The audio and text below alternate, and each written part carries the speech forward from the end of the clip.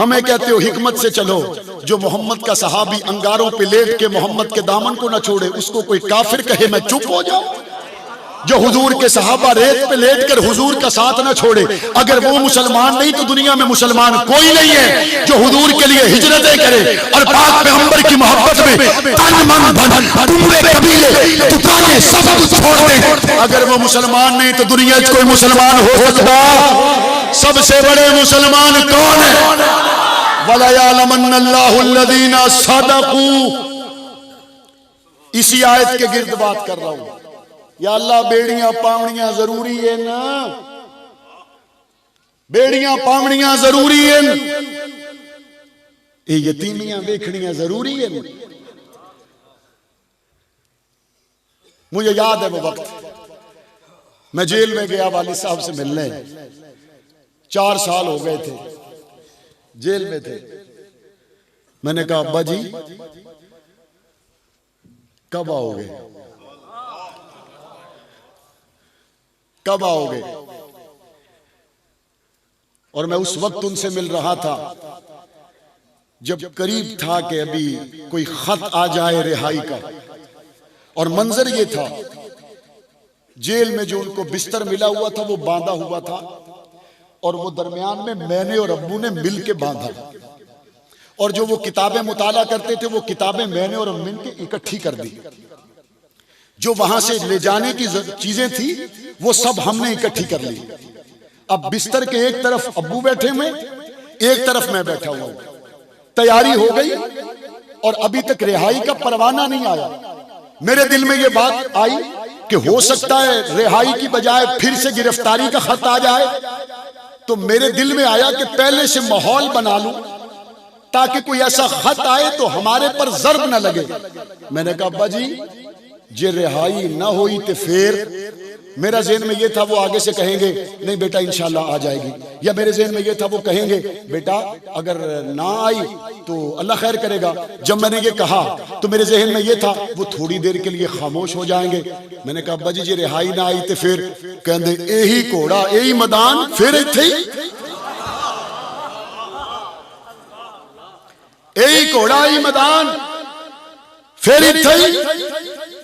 फिर एक वक्त बदला जब 28 फरवरी 2000 को मैंने हिरार पार्क में उनकी तकरीर सुनी और वो ये फरमा रहे थे आजम तारक के जिस्म से जब खून का आखिरी कतरा निकलेगा उस वक्त भी मुझे अपने बच्चों की परवाह नहीं होगी, आयशा सिद्दीका की इज्जत की परवाह होगी। फिर मेरे सामने वो वक्त भी है जब उन्होंने कहा मुझे चढ़ते सूरज की तरह यकीन है कि इस रास्ते में मुझे कुर्बान होना है, और उन्होंने फरमाया वक्त आएगा कि मेरे बच्चे मेरी लाश को लिपट कर रोएंगे। 6 अक्टूबर सन 2003 को वो वक्त आ गया जब मैं अपने वालिद के जनाजे से लिपटा हुआ था। जमात के कायदीन शुहदा में, कारकुनान शुहदा में सिवाय आजम तारक के कोई सीना ऐसा नहीं है जिस पर जाते हुए 45 गोलियां सजी हो। वक्त आया चला गया, मुझे फैसला करना था कि मैं क्या करूं। एक फैसला तो मेरे सामने था कि सिद्दीक के दरवाजे पे खड़ा हो जाऊं तो गोली आ सकती है, अपना कारोबार कर लूं, दुकान बना लूं तो अपनी और वालदा की और बच्चों की जिंदगी संवर जाएगी। मेरे सामने ये था दरे सिद्दीका पे खड़ा हो जाऊं तो काल कोठड़ियों और मुख्तलिफ अजियतों का मुसाफिर बन सकता हूं, लेकिन अगर रुखसत के रास्ते पर चला जाऊं तो आसानियां मुंह खोले खड़ी हैं। जब मेरे दिल में ये बात करवटें ले रही थी मैंने अपने बूढ़ी मां के चेहरे को देखा। मेरी मां ने मुझे कहा बेटा तुझे पैदा ही अबू बकर की इज्जत पे पहरे के लिए किया है, तुझे पैदा ही फारूक आजम के दरवाजे पे खड़े होने के लिए किया है। जब ये बातें मेरे जहन में आई वक्त बदला, लंबी सी रात आ गई और मुझे ख्याल आया कि पीछे मेरी मां का क्या होगा। फिर मुझे ख्याल आया यहां आयशा के लिए हूं तो मां का हाफिज अल्लाह है। 31 जुलाई को मैं रिहा हुआ और 25 जुलाई को हम सूबाई असम्बली के रुकन बन चुके थे। 1 साल पहले हम काल कोठरियों में थे और 1 साल के बाद हमें ऐवानों में पहुंचा दिया मेरे रब ने। और जब वहां पर पहुंचे तो मंजर बदल गया।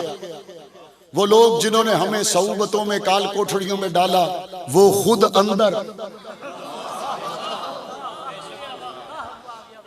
अंदर मुझे लोगों ने कहा ये क्या हुआ? मैं कि तोनू के लगदा सदा दे हिको जेरान दे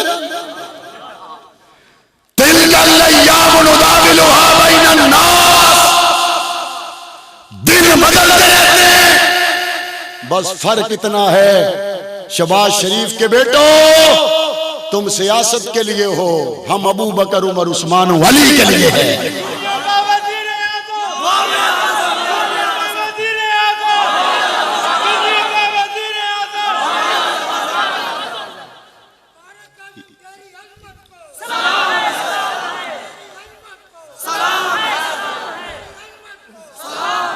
हम जब असम्बलियों में पहुंचे लोग मैनू बड़ी सलाह दित्तियां। उन्होंने कहा मौलाना साहब हुण तुसां आ गए हो असम्बली दे विच, इत्थे हुण गल जरा होर हिसाब नाल करिया है, तुसीं हुण सियासी हो गए हो। मैंने कहा कौन सी सियासत और कौन सी सीट की बात करते हो? पीपीए 126 से हासिल होने वाली एमपीए की सीट की बात है। खुदा की कसम ऐसी करोड़ों सीटें आयशा के दुपट्टे की हवा पे कुर्बान है। हम असम्बली में पहुंचे, हमने असम्बली में पहुंचकर अल्लाह की मेहरबानी से आपकी दुआओं से वो बिल पेश किए कि बिल से वो बाहर आ गया। हमने वो बिल पेश किया कि वो बिल से बाहर आ गया और जब वो बिल से बाहर आया तो मेरे साथ बिल पेश करने वाले अराकीन ने कहा जब तक बिल में था हमें पता नहीं था, बिल से निकला है तो हमें पता चल गया। मैंने कहा अच्छा तुम बताओ तुम्हें क्या पता चला? उन्होंने कहा हमें ये पता चला है हक नवाज ठीक कहता था, आसान तकराहू शैया वहुवा खैरुल लकुम। कई मर्तबा बज़ाहिर चीज मुश्किल होती है, उसके अंदर से खैर निकलती है। मुझे सिर्फ एमपीए नहीं वजीर मिले, एडे भेड़े इतने गंदे त्रोट मोए खल्ला ही ने इतने गंदे बंदे ने सान तो पता ही कोई ना लाख दिए इन्हां दे हालात हैं। मैं क्या तुहानू पता कोई ना, असा तो 35 साल तो तुहाकू दसेंदे वदे हैं खल बकरी दी विच खिंजीर लुका खड़ा, असा तो तुहाकू दसेंदे पे हैं ई गोश्त की दुकान ते सिरी पाए बकरी देन गोश्त कुत्ते दा बिकदा है। हम तो तुम्हें बता रहे हैं ये अहले बैत के वफादार नहीं है, ये सहाबा के वफादार नहीं है, ये खत्मे नबुव्वत के पहरेदार नहीं है। उस पर जो हुआ ये बात लंबी है। हमारा अगला प्रोग्राम खैर वाफियत से मंजिल तक पहुंच चुका।